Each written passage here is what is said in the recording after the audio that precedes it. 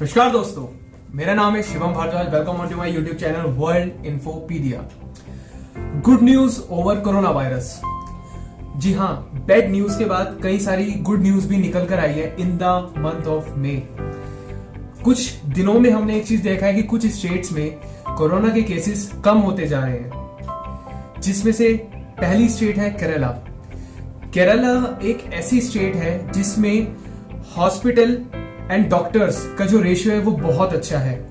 Normally ये माना जाता है, WHO की जो रिपोर्ट है 1000 पीपल पे एक डॉक्टर होना चाहिए, बट केरला में 556 पीपल पे एक डॉक्टर अवेलेबल रहता है। अगर हम जाने कि कोरोना वायरस के ड्यूरिंग केरला ने ऐसे कौन से ऐसे स्टेप्स लिए हैं जिसमें केरला को भी काफी ज्यादा हेल्प मिली है रिकवर होने में, क्योंकि हमने पिछले कुछ दिनों में देखा है केरला में केसेस, एक्टिव केसेस जो है बिल्कुल, जो ग्राफ है वो बिल्कुल नीचे जा चुका है।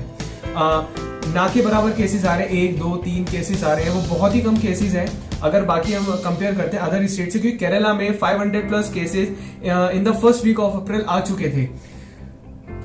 अगर केरला में देखते हैं हम, एक तो डॉक्टर्स का सपोर्ट रहता है, दूसरा केरला गवर्नमेंट ने 16,000 लोगों की एक पर्टिकुलर टीम बनाई थी आइसोलेशन के लिए, लोगों के क्वारंटीन करने के लिए।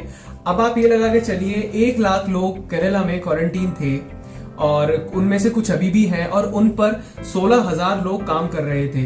कुछ फोन करके पूछते थे कि आपको कुछ चाहिए या नहीं चाहिए, आपको कुछ जरूरत है या नहीं है, तो फोन से कनेक्टेड रहना, घर पे रिव्यूज लेना, ये सब कंटिन्यू एक बड़ी टीम के साथ ही पॉसिबल हो पाया। ऐसी अगर हम देखते हैं हिमाचल प्रदेश में भी एक बहुत बड़ी टीम क्रिएट की गई, गांव में जाके वहां पे पूछा गया। और एक सबसे बड़ा पॉइंट है जो केरला में भी और हिमाचल में भी बहुत एक कॉमन निकल कर आया, कि अगर एक इंसान कितने लोगों के कांटेक्ट में आया है, वो कांटेक्ट ढूंढना वो बहुत इंपॉर्टेंट है। वो केरला और हिमाचल प्रदेश ने, स्पेशली केरला ने वो बहुत अच्छे से करा है, किया हिमाचल प्रदेश ने भी बहुत अच्छा है, क्योंकि ये बड़ी टीम जो क्रिएट की गई है गवर्नमेंट के अकॉर्डिंगली, वो बहुत एक अच्छा काम करती है आगे के लोगों के लिए, जिसमें वो आइसोलेशन में और क्वारंटीन करने में लोगों का हेल्प करती है, जिसमें वो लोगों का ये भी ध्यान रखते हैं कि इनको किस चीज की एट ए टाइम जरूरत है या नहीं है। केरला और हिमाचल जैसे स्टेट में लोगों का ये भी ध्यान रखा गया कि वो मेंटली या फिजिकली उन्हें कोई परेशानी है या नहीं है। और तीसरा स्टेट है उत्तर प्रदेश, यूपी।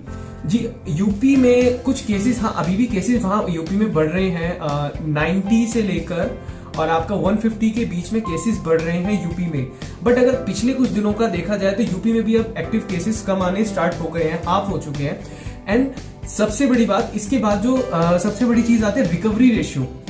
जो कोरोना वायरस जो एक्टिव केसेस है, एक्टिव केसेस जितने इंपॉर्टेंट है कम होना, उतना ही इंपॉर्टेंट है रिकवरी रेशियो का ऊपर जाना। तो जो रिकवरी रेशियो जो धीरे धीरे ऊपर जा रहा है इस टाइम, जो एट अ टाइम जो परसेंटेज चल रही है रिकवरी रेशियो की, इट्स अराउंड 32 to 35%, जो अभी स्टेट वाइज जो रेशियो चल रही है रिकवर होने की। तो रिकवरी रेशियो भी एक बहुत मायने रखता है इस चीज में कि रिकवरी रेशियो अच्छा होना चाहिए। बट अगर कुछ पिछले 10 दिनों की अगर बात की जाए तो इसमें रिकवरी रेशियो ऑलमोस्ट 40% का आ रहा है। अगर हम पिछले 10 दिनों का देखा जाए तो अगर ऐसे अगर रिकवरी रेशियो भी बढ़ता है तो ये भी एक बहुत अच्छी न्यूज है कि जल्दी से जल्दी एक्टिव केसेस के साथ कम होने के साथ रिकवरी रेशियो अगर होगा तो ग्राफ में कहीं ना कहीं कमी आएगी बाद में जाके। एंड जो फोर्थ सबसे बड़ा पॉइंट है वो है पॉल्यूशन लेवल। कोरोना वायरस की वजह से जो सबसे ज्यादा अगर जो फायदा हुआ है ग्लोबली, पूरे अर्थ पे, हर स्टेट्स में, आज के टाइम में हमें पता है कि हर एक कंट्री पूरी की पूरी देखा जाए कोरोना की वजह से बहुत परेशान है। लोग बिल्कुल घर में हैं, सपोर्ट कर रहे हैं लोग, तो उसकी वजह से इंडस्ट्रीज नहीं चल रही है और ना कार्स चल रही हैं, ट्रांसपोर्ट बहुत वीक हो गया है। तो उसकी वजह से हमने देखा है कि जो पॉल्यूशन लेवल है वो कम हो गया है। पॉल्यूशन लेवल कम होने की वजह से हमने जो देखा, जैसे कुछ एक एग्जांपल है, आप देख सकते हैं लुधियाना से आपको हिमालय की जो पीक है वो दिख रही है, और ऐसा ये वहां बताया जा रहा है कि ऐसा 20-25 साल में उन्होंने 20-25 साल की ये चीज बात देखी है। तो ऐसे अगर हम एक और एग्जांपल लेते हैं आपका वाटर पॉल्यूशन की, ये जो फोटो है ये वाली, ये दिल्ली और नोएडा की बॉर्डर की है। जिसमें ये यमुना की फोटो है, जहां पे आप पहले देख सकते हैं कि झाग इसमें केमिकल होता था और अब ये बिल्कुल क्लीन हो चुका है।